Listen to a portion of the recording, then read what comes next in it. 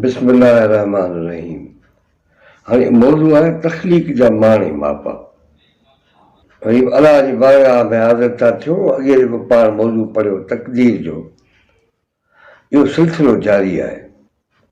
YouTube channel असां ठाही हुई इन लाइ आहे इहे शयूं महफ़ूज़ थियनि ऐं तव्हां ते पहुचनि, पर उन लाइ ज़रूरी आहे त तव्हां हिनखे सब्सक्राइब कंदव।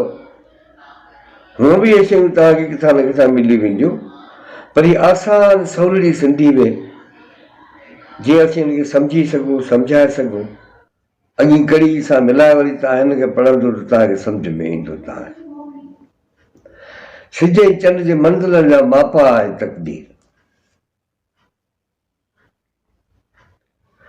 अलाह ई आहे जंहिं सिज खे अहिड़ो रोशन ताबनाक ऐं चंड खे चिमकंदड़ बनायो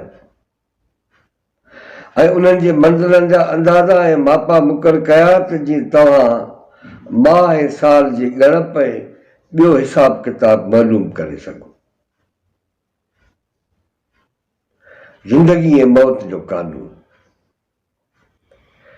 ईअं नथो थी सघे त कंहिं हयाती या कंहिं साह वारे जो मौत अलाह जे कानून खां सवाइ थी वञे। अलाह जो कानून ई हर कंहिंजी उमिरि जो तयन ऐं फ़ैसिलो करे थो। इंसान ऐं अमल जी आज़ादी। क़ुरान फरमाए थो त इंसान खे असां फुड़े मंझां पैदा कयो, जेको केतिरनि ई इम्कानी सलाहियतुनि जो मजमूओ आहे, पोइ उनखे केतिरनि ई मरहलनि मां लंघाए हिकु बाशऊर इल्म ऐं अख़्तियार जो मालिक बणायो वियो ऐं पोइ उनखे हिदायत जी राह सम्झाई ऐं अख़्तियार ॾिनो त जीअं इन हिदायत खे क़बूल करे वठे या उनखां इनकार करे छॾे। माना ख़ुदा कानून बि मुक़ररु करे थो, उनखां पोइ माण्हू खे अख़्तियार ॾिए। उनजी मर्ज़ी आहे त उन ख़ुदा जे कानून ते हले या उनखां इनकार करे छॾे। इंसान मजबूर न आहे। जेकॾहिं मजबूर आहे त पोइ उनखां पुछाणो थींदो ई कोन। पोइ छा जूं क़यामतूं, छा जा फ़ैसिला, छा जा हिसाब, छा जा किताब। ख़ुदा फरमाए थो त जेकॾहिं अलाह चाहे हा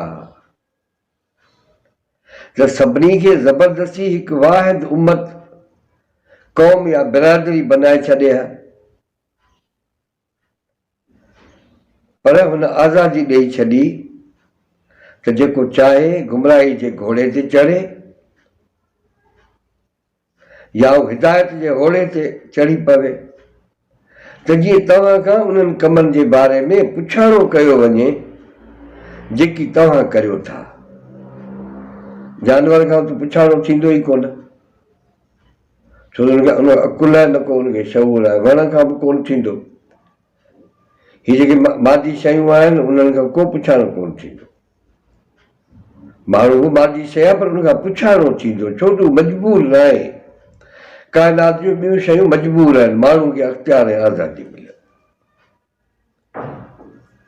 कानून ऐं कानून जे मुताबिक़ नतीजो। चओ हाणे कलाम पाक में जिते कुल जो लफ़्ज़ आयो आहे, इहो 360 दफ़ा आयो आहे। मतिलबु ख़ुदा पंहिंजे नबी सगोरे खे फरमाए थो त कुल वण चओ। उनखां पोइ जल्द नबी सगोरो शुरू थो थिए, जल्द उहो कलाम थो करे इंसाननि सां। ख़ुदा जो हिते रुॻो कुल आहे, बसि चओ। पोइ ख़ुदा पंहिंजे नबी खे चवंदो थो वञे ऐं ख़ुदा जो नबी असांखे ॿुधाईंदो थो।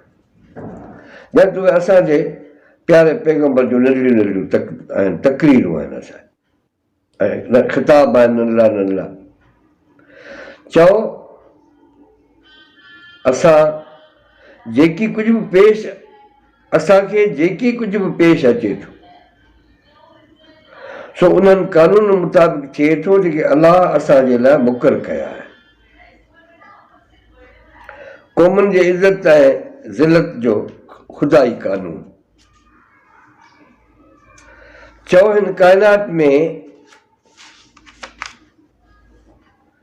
अलाह जे कानून जी हुकुमरानी आहे। पंहिंजे पैगम्बर सगोरे खे ख़ुदा फरमाए थो चओ हिन काइनात में अलाह जे कानून जी हुकुमरानी आहे। हिते इक़्तिदार ऐं हुकूमत मिलन बि अलाह जे कानून मुताबिक़ था, जेका रब जी रज़ा ऐं रब जी मशीयत आहे। उहे खसजन बि ख़ुदा जे रज़ामंदी वारे कानून मुताबिक़ था।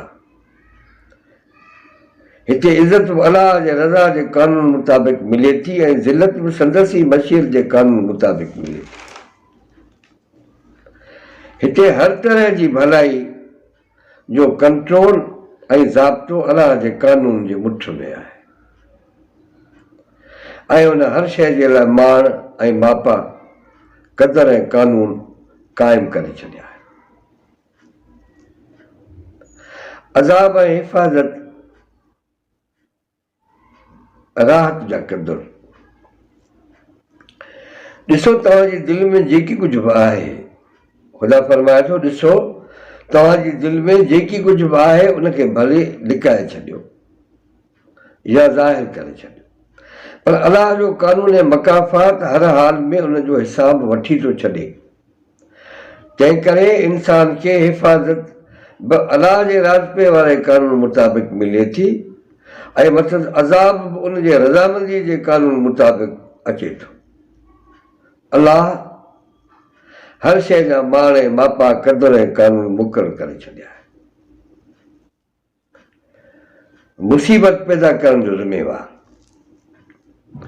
माण्हू था चवनि त असां ई मुसीबत किथां, असां ते ई मुसीबत किथां अची कड़की। खेनि चओ त इहा तव्हांजी ई पैदा कयल आहे।